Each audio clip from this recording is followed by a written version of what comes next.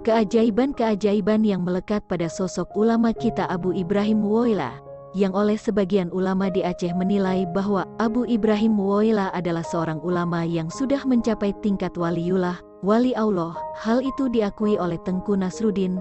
Memang banyak sekali laporan masyarakat yang diterima keluarga menceritakan seputar keajaiban kehidupan Abu Ibrahim Muwoila. Hal ini terbukti semasa hidupnya. Abu Ibrahim Muwoila selalu mendatangi tempat-tempat di mana umat selalu dalam kesusahan, kegelisahan dan musibah. Beliau selalu ada di tengah-tengah masyarakat itu. Namun orang sulit memahami maksud dan tujuan Abu Ibrahim Muwoila. Untuk apa beliau mendatangi tempat-tempat seperti itu? Karena kedatangannya tidak membawa pesan atau amanah apapun bagi masyarakat yang didatanginya. Abu Ibrahim Muwoila hanya datang berdoa di tempat-tempat yang ia datangi, tutur Tengku Nasruddin. Dalam hal ini Ustadz Tengku Muhammad Kurdisyam, seorang warga Kayenu, Calang, yang sangat mengenal Abu Ibrahim Muwoila, menceritakan bahwa Abu Ibrahim Muwoila kebetulan sedang berjalan kaki. Beliau terkadang masuk ke sebuah rumah tertentu milik masyarakat yang dilewatinya. Ia mengelilingi rumah tersebut sampai beberapa kali, kemudian berhenti pas di halaman rumah itu, dan menghadapkan dirinya ke arah rumah tersebut dengan berzikir la ilaha illallah yang tak berhenti keluar dari mulutnya. Setelah itu Abu Ibrahim Muwoila pergi meninggalkan rumah itu. Tidak ada yang tahu makna yang terkandung di balik semua itu. Apakah agar penghuni rumah itu terhindar dari bahaya yang akan menimpa mereka, atau mendoakan penghuni rumah itu agar dirahmati Allah? Wallahu a'lam.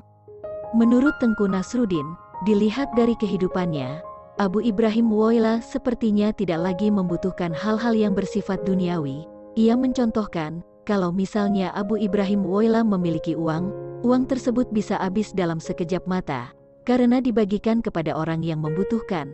Dan biasanya Abu Ibrahim Muwoila membagikan uang itu kepada anak-anak dalam jumlah yang tidak diperhitungkan. Sama seperti amalan Rasulullah, begitulah kehidupan Abu Ibrahim Muwoila dalam kehidupan sehari-hari. Keajaiban lain yang membuat masyarakat tak habis pikir dan bertanya-tanya adalah soal kecepatan beliau melakukan perjalanan kaki, yang ternyata lebih cepat dari kendaraan bermesin. Memang kebiasaan Abu Ibrahim Muwoila kalau pergi kemana-mana selalu berjalan kaki tanpa menggunakan sendal. Bagi orang yang belum mengenalnya bisa beranggapan bahwa Abu Ibrahim Muwoila sosok yang tidak normal, karena di samping penampilannya yang tidak rapi, mulutnya terus komat kamit mengucapkan zikir sambil berjalan. Tengku Muhammad Kurdisyam menceritakan suatu ketika Abu Ibrahim Muwoila sedang jalan kaki di Teunom, menuju Melaboh, perjalanan yang memakan waktu 1 sampai 2 jam dengan kendaraan bermotor. Yang anehnya Abu Ibrahim Muwoila ternyata duluan sampai di Melaboh, padahal yang punya mobil tadi tahu bahwa tidak ada kendaraan lain yang mendahului mobilnya. Kejadian ini bukan sekali 2 kali terjadi. Malah bagi masyarakat di Pantai Barat yang sudah menganggap itulah kelebihan sosok ulama keramat Abu Ibrahim Muwoila yang luar biasa, tidak sanggup dinalar oleh pikiran orang biasa. Karena tak heran kalau Abu Ibrahim Muwoila berada seperti di pasar. Misalnya semua pedagang di pasar itu berharap agar Abu Ibrahim Muwoila dapat singgah di toko mereka, karena mereka ingin mendapatkan berkah dari Allah melalui perantara Abu Ibrahim Muwoila. Namun tidak segampang itu karena Abu Ibrahim Muwoila punya pilihan sendiri untuk mampir di suatu tempat. Seperti yang diceritakan Tengku Muhammad Kurdisyam, suatu waktu Abu Ibrahim Muwoila sedang berada di Lamno, Aceh Jaya, lalu bertemu dengan seseorang yang bernama Samsul Bahri yang sedang bekerja di Abah Awe. Saat itu kebetulan Abu Ibrahim Muwoila membawa 2 potong lemang. Ketika mampir di situ Abu Ibrahim Muwoila meminta sedikit air. Setelah air itu diberikan Samsul, lalu Abu Ibrahim Muwoila memberikan 2 potong lemang tersebut kepada Samsul. Tapi, Samsul menolaknya karena menurut Samsul lemang tersebut adalah sedekah orang yang diberikan kepada Abu Ibrahim Muwoila. Karena tidak mau diterima Samsul, lemang itu dibuang Abu Ibrahim Muwoila yang tak jauh dari tempat duduknya. Spontan saja Samsul tercengang dengan tindakan Abu yang membuang lemang begitu saja, karena merasa bersalah. Lalu, Samsul ingin mengambil lemang yang sudah dibuang tersebut, namun sayang, ketika mau diambil lemang itu hilang secara tiba-tiba. Dalam kejadian lain, Tengku Nasruddin menceritakan suatu ketika, sebelum Tengku Nasruddin menjadi menantu Abu Ibrahim Muwoila, Tiba-tiba subuh pagi Abu Ibrahim Muwoila datang ke alma maternya ke pesantren Syekh Mahmud. Kaki Abu Ibrahim Muwoila kelihatan sedikit pincang sebelah. Kalau beliau berjalan, kedatangan Abu Ibrahim Muwoila disambut Tengku Nasruddin dan teman-teman sepengajian lainnya. Lalu Abu meminta sedikit nasi untuk sarapan pagi. Nasinya ada, tapi tidak ada lauk pauk apa-apa Abu, kata Tengku Nasruddin. Tidak apa-apa, saya makan pakai telur saja. Coba lihat dulu di dapur, mungkin masih ada satu telur tersisa, jawab Abu Ibrahim Muwoila. Lalu, Tengku Nasruddin menuju ke dapur. Ternyata di tempat yang biasa ia simpan telur terdapat satu butir telur. Padahal, seingatnya tidak ada sisa telur lagi karena sudah habis dimakan. Lantas sambil menyuguhkan nasi kepada Abu Ibrahim Muwoila, Tengku Nasruddin bertanya, "Kenapa dengan kaki Abu?" Abu menjawab, "Saya baru pulang dari Bukit Qof, Mekah. Di sana banyak sekali tokonya tapi tidak ada penjualnya. Namun kalau kita ingin membeli sesuatu kita harus membayar di mesin.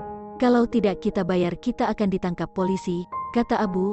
Abu meneruskan, "Setelah saya belanja di toko-toko itu lalu saya naik kereta api, dan sangat cepat larinya. Karena saya takut duduk dalam kereta api itu, maka saya lompat dan terjatuh, hingga membuat kaki saya sedikit terkilir, makanya saya agak pincang. Tapi sebentar lagi juga sembuh," kata Abu Ibrahim Muwoila. Kejadian serupa juga dialami oleh keluarga dekat Abu Ibrahim Muwoila sendiri.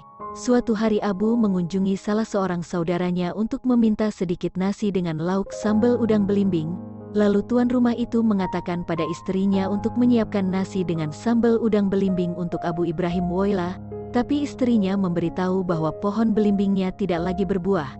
"Baru kemarin sore saya lihat pohon belimbingnya lagi tidak ada buahnya," kata sang istri pada suaminya. Tapi suaminya terus mendesak istrinya, "Coba kamu lihat dulu. Kadang ada barang 2-3 buah sudah cukup untuk makan Abu," katanya. Lalu istrinya pergi ke pohon belakang rumah. Ternyata belimbing itu memang didapatkan tak lebih dari 3 buah di pohon yang kemarin sore dilihatnya.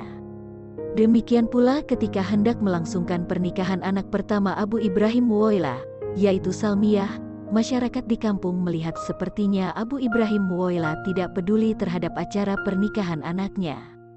Padahal acara pernikahan itu akan berlangsung beberapa hari lagi, tapi Abu Ibrahim Muwoila tidak menyiapkan apa-apa untuk menghadapi acara pernikahan anaknya itu.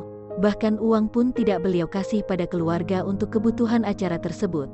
Namun ajaibnya pada hari pernikahan berlangsung, ternyata acara pernikahan anaknya berlangsung lebih besar dari pesta-pesta pernikahan orang lain yang jauh-jauh hari telah mempersiapkan segala sesuatunya. Begitulah sebagian dari perjalanan riwayat hidup seorang ulama dan aulia Abu Ibrahim Muwoila yang sulit dicari penggantinya di Aceh sekarang ini. Beliau berpulang ke Rahmatullah pada hari Sabtu pukul 16 waktu Indonesia Barat tanggal 18 Juli tahun 2009 di rumah anaknya di Pasi Aceh, Kecamatan Muwoila Induk, Kabupaten Aceh Barat dalam usia 90 tahun. Tim majalah Santri Dayah pernah berziarah ke makam beliau pada pertengahan tahun 2012. Melihat makam yang dijaga oleh anak tertuanya, banyak sekali diziarahi oleh masyarakat. Namun pihak keluarga sangat hati-hati dan berpesan pada penziarah agar makam Abu Ibrahim Muwoila tidak dijadikan tempat pemujaan yang membawa kepada syirik. Semoga Allah menjadikan kubur almarhum Abu Getanyo sebagai ebun-ebun surga yang sangat istimewa. Amin ya Allah.